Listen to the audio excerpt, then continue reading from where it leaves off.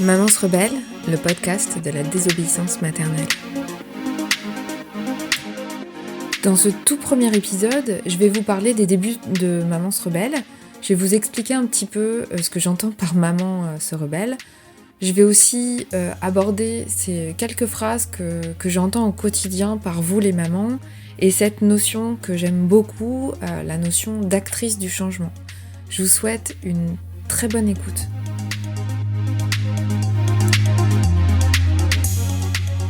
Que vous soyez mère au foyer, maman active avec un enfant ou 5 enfants, que vous ne soyez pas encore maman, mais que vous vous intéressez par le fait de casser les préjugés sur la maternité, sur la parentalité avec une pointe de féminisme, eh bien vous êtes au bon endroit.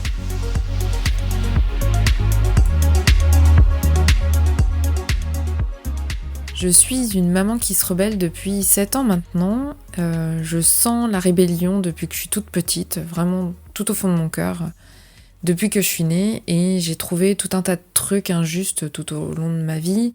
Et c'est vraiment ça qui m'a... Enfin, c'est la maternité plutôt qui m'a donné le courage de me rebeller. C'est vraiment quand je suis devenue maman pour la première fois et j'ai fait une sacrée étape dans ma rébellion en envoyant valdinguer mon travail de juriste pour ouvrir un cabinet de naturopathie. Aujourd'hui, j'ai 2 filles de 4 et 7 ans. J'ai évolué progressivement vers une conviction tendre et ardente de retrouver, ou plutôt de trouver la femme qui est en moi et de libérer au gré de mes rencontres chaque histoire personnelle et culturelle qui sont complètement déresponsabilisantes. Je suis devenue, après la naturopathie, je suis devenue coach pour les femmes qui sont devenues mères et j'accomplis au quotidien ce que je me suis donné comme mission de vie, c'est-à-dire aider ces femmes à devenir actrices de leur changement et à donner un nouvel élan à leur vie de femme et de mère. Depuis, faut dire que je m'éclate à encadrer et à soutenir ces mères dans leur processus de découverte de soi, d'auto-guérison et de réalisation de leurs rêves, tout simplement. Donc pourquoi Maman se rebelle ? Parce que dans Maman se rebelle, il y a déjà le mot maman, donc ce mot qui est si puissant et doux à la fois et qui désigne nous, les mères. Et à la fois, c'est ce mot avec lequel on en a ras-le-bol de l'entendre 10 000 fois par jour parfois.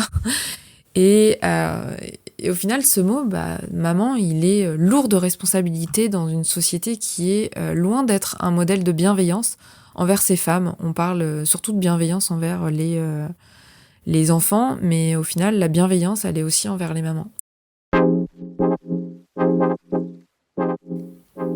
Je me permets de faire une petite parenthèse parce que peut-être que ce que je raconte, ça fera écho chez vous. Dans ce cas, n'hésitez pas à me faire un retour dans les commentaires du podcast. Vous verrez que j'aime beaucoup discuter de ces sujets-là, donc je me ferai un plaisir de vous répondre. Et si les sujets abordés dans ce podcast vous parlent, vous pouvez aussi vous abonner à mon compte Instagram @mamanserebelle tout attaché ou vous inscrire à la newsletter quotidienne sur le site www.mamanserebelle.com. Et je referme cette parenthèse. Dans Maman se rebelle, il y a le mot rebelle aussi. Alors, pour ce mot, je ferai un épisode de podcast bien à part sur l'archétype de la rebelle. Donc, j'espère qu'il vous plaira. Et dans rebelle aussi, il y a re et belle. Donc, c'est cette possibilité pour nous, les femmes, d'être à nouveau des femmes et de se sentir belles dans tous les sens du terme. Donc, aussi, mieux connaître Maman se rebelle, c'est savoir ce en quoi je crois. Je crois qu'améliorer le monde commence par améliorer notre relation avec soi-même. Je crois aussi que la conscience de soi doit être associée à l'autocompassion afin d'être vraiment transformatrice et aussi curative. Je crois que la vulnérabilité et la sensibilité sont des atouts super puissants et vraiment très précieux. On parle souvent d'hypersensibilité, mais moi je pense que c'est vraiment un atout. Je crois aussi qu'il y a autant à apprendre des sensations de notre corps que n'importe quel texte ancien ou mystique moderne. Je crois que nous sommes en vie pendant l'une des périodes les plus déroutantes de l'histoire et les plus transformatrices. Je crois que la plus grande chance pour nos enfants de s'épanouir est que nous leur en donnions l'exemple de l'épanouissement, en nous épanouissant nous-mêmes. Je crois que nous avons tous besoin de soutien émotionnel et de mentorat pour devenir des meilleures versions de nous-mêmes. Je crois également que chacun de nous est ici pour faire briller sa propre lumière de manière unique et puissante, et que jusqu'à ce que nous le fassions, notre joie et notre paix intérieure vont être complètement limitées. Je crois aussi que nous avons besoin de plus d'endroits sûrs, de soutien pour se présenter de manière authentique, de témoigner de nos parcours de chacun et célébrer des changements. Et c'est aussi pour ça que j'ai créé ce podcast et peut-être, je ne sais pas encore, mais peut-être que j'inviterai des mamans à justement faire des témoignages. Et enfin, je crois que les mères éveillées, connectées et soutenues ont plus de potentiel pour changer le monde que n'importe qui d'autre sur la planète. Donc, pour finir, je dirais que peu de choses m'apportent plus de joie que de voir et de soutenir ces mères alors qu'elles deviennent des versions plus vraies et plus entières d'elles-mêmes. J'ai vraiment l'impression de contribuer à mon échelle à rendre un monde un peu meilleur. J'ai une citation de Mère Teresa que j'aime particulièrement, mais que je trouve incomplète. Elle dit que si vous voulez changer le monde, rentrez chez vous et aimez votre famille.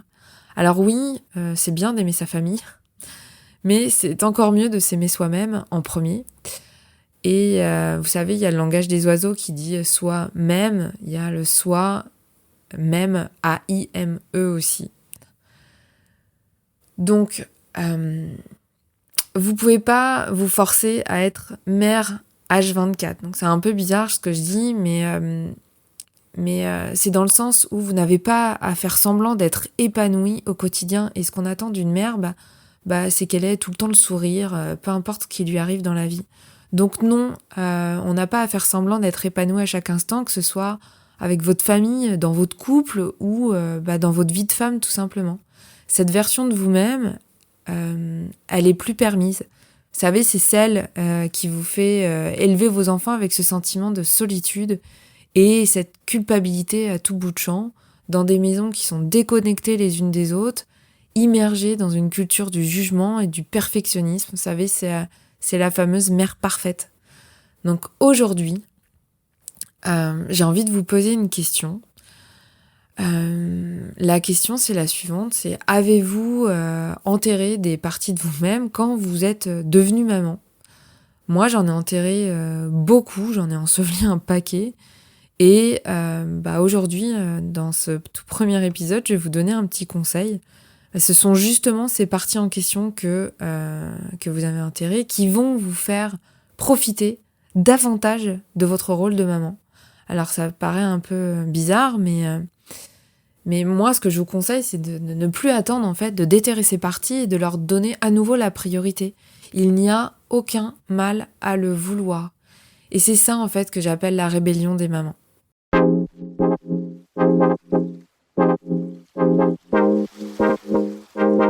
Je vous ai fait un petit récap des phrases que j'entends au quotidien par vous, les mamans. La première, c'est souvent « je ne me sens pas à la hauteur ». Dites-vous que vous êtes conditionné à vous sentir comme ça. Donc vous dépensez toute votre énergie dans ce travail. Donc j'ai bien dit travail, même s'il n'est pas rémunéré et qu'il est invisible aux yeux de beaucoup de gens. Parfois c'est la famille, c'est les collègues, c'est les amis, c'est la société. Deuxième phrase que j'entends beaucoup, c'est « j'ai l'impression de n'en faire jamais assez ». Vous avez été programmé depuis votre plus jeune âge à croire qu'être une bonne mère signifie s'engager joyeusement dans ce travail physique et émotionnel censé être réparti dans tout un village. Souvenez-vous de cette phrase « il faut un village pour élever un enfant ». Et au final, vous vous demandez si vous n'en feriez pas encore assez ? Non en fait, vous en faites toujours plus en fait. Sauf que maman, elle n'est pas inépuisable. Et maman, elle a le droit de dire stop. Et maman, elle a le droit de se rebeller. La troisième phrase, c'est « je me sens seule dans mon quotidien de maman ». Vous ne pouvez pas prétendre à plus de pouvoir dans votre vie et plus de développement personnel sans guérir vos blessures au préalable. Donc je vous dis pas de vous faire une psychothérapie de 10 ans, loin de là, mais en tout cas, apprendre à poser ses limites, c'est un travail qui est important à faire. Une fois que vous aurez posé ces limites, vous allez vraiment découvrir que vous n'êtes pas la seule dans ce cas et vous allez vous autoriser peu à peu à avoir l'aide dont vous méritez cruellement. Changer de paradigme, à la fois à l'extérieur et à l'intérieur de vous-même, est beaucoup plus puissant et aussi beaucoup moins douloureux lorsqu'il est fait avec le soutien et les témoignages d'autres personnes qui ont un chemin similaire au vôtre. Donc, ne restez pas seul. La 4e chose que j'entends souvent, c'est cette recherche de validation des proches. Chercher le soutien de ceux qui n'ont pas les yeux ouverts sur votre propre chemin d'évolution peut sérieusement affecter votre propre processus de développement. Je vous invite à regarder plutôt au plus profond de vous, au plus profond de votre cœur, et à vous demander si vous avez vraiment envie de continuer comme ça, dans votre vie telle qu'elle est là maintenant. Si c'est le cas, tant mieux, c'est très bien comme ça, vous avez le droit. Mais si vous avez envie de changer quelque chose, c'est vous êtes peut-être au bon endroit. 5e phrase que j'entends souvent, c'est que vous vous dites que vous ne pouvez pas changer les choses, que c'est comme ça, et que vous espérez que ça finira bien par passer. Moi, je peux vous dire que de plus en plus de femmes se réveillent et font des changements, à commencer par la façon dont elles s'apprécient, à la façon dont elles prennent soin d'elles et à la façon dont elles s'honorent. Donc j'ai envie de dire, pourquoi pas vous ? Vous n'êtes pas obligé de tout changer d'un coup, vous pouvez y aller pas à pas et c'est bien mieux comme ça. Les changements durables, ils prennent du temps pour s'ancrer. Donc pas à pas, petit à petit. Ça peut commencer par exemple par l'écoute de ce podcast. 6e et dernière phrase, vous avez essayé plein de choses qui n'ont pas fonctionné et vous vous dites que la rébellion c'est bien gentil mais c'est finalement pas pour vous. Toutes ces femmes qui veulent quelque chose de plus, un petit peu plus, pour elles-mêmes, toutes ces mères qui s'identifient comme des actrices du changement, parfois des guérisseuses ou même des briseuses de cycles, ce sont des mots qui sont très forts pour moi, elles ont toutes des besoins qui sont différents à la base et doivent donc établir des priorités différentes de celles des autres. La seule chose qui est constante dans tout ça est que les enfants apprennent à s'aimer en vous regardant vous aimer vous-même. Si vous avez peur d'y aller seul, faites-le à plusieurs. Trouvez des personnes qui ont un intérêt similaire au vôtre. Ensemble, je suis sûre que vous allez changer un bout de l'histoire de votre vie, si ce n'est votre vie entière, et aussi celle des générations qui sont à venir. Plus vous allez changer profondément, plus vous allez guérir, plus vous serez capable de reconnaître rapidement les conneries de ce monde, plus vous allez être efficace dans la rébellion en tant qu'actrice du changement, en tant que briseuse de cycle, pourquoi pas, et en tant que maman qui s'est rebellée. Et plus au final, vous allez léguer à vos enfants le monde que vous souhaitez pour eux. J'ai envie de dire que ce monde a résolument besoin de vous, les mamans, car c'est en évoluant à chaque instant que nous profiterons ensemble de cette connexion et de cette libération de votre magie intérieure. Et vos enfants, ils en profiteront aussi. Ils ont besoin de nous pour leur montrer à quoi ressemble l'abondance au sens large.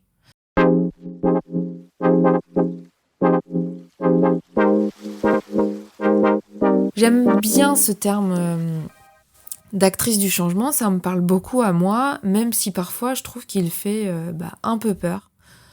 Je ne sais pas si vous considérez comme actrice du changement de votre vie à vous. Au final, vous n'avez pas besoin d'être une militante de première ligne, d'être une maman qui se rebelle, qui est en colère, ou alors de diriger votre propre organisation à but non lucratif, ou alors de viser la présidence pour être une mère actrice du changement.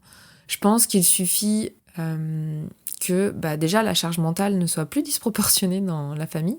Vous savez, celle que vous portez bien souvent vous, les mamans, et tout ce travail émotionnel que vous êtes censé gérer avec peu ou pas du tout de reconnaissance. Il suffit aussi de sortir de l'isolement, que vous soyez maman solo ou pas, parce qu'il y a plein de mamans qui sont pas maman solo et qui sont quand même très seules. Et au final, réaliser que vous et vos enfants, vous méritez votre communauté, celle que vous rêvez. Vous avez le droit de vouloir mieux pour vos enfants s'ils deviennent parents à leur tour. Peut-être que vous prenez conscience que la structure actuelle de la société, elle vous oblige à prendre des décisions qu'aucune maman, à mon sens, ne devrait avoir à prendre. Par exemple, travailler à temps plein avec un nouveau-né, ou se passer d'assurance maladie, ou ne pas pouvoir plutôt allaiter en public. Je trouve que c'est sain de vouloir envie de quelque chose de différent pour vous et pour votre famille, quelque chose de plus humain et quelque chose de plus connecté. Donc j'ai envie de dire, bonne nouvelle. Vous n'avez pas besoin de savoir comment changer les choses pour être actrice du changement de votre vie. Il vous suffit d'entendre l'appel qui est au plus profond de votre cœur et d'être prête pour quelque chose de mieux, pour votre famille et surtout pour vous. Alors, est-ce que vous êtes prête ? J'aimerais que vous preniez action cette semaine.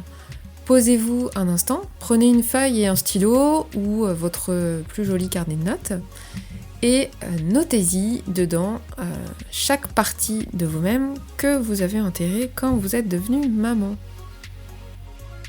La semaine prochaine, nous parlerons de l'archétype de la maman rebelle et féministe. Prenez bien soin de vous et je vous dis à très bientôt.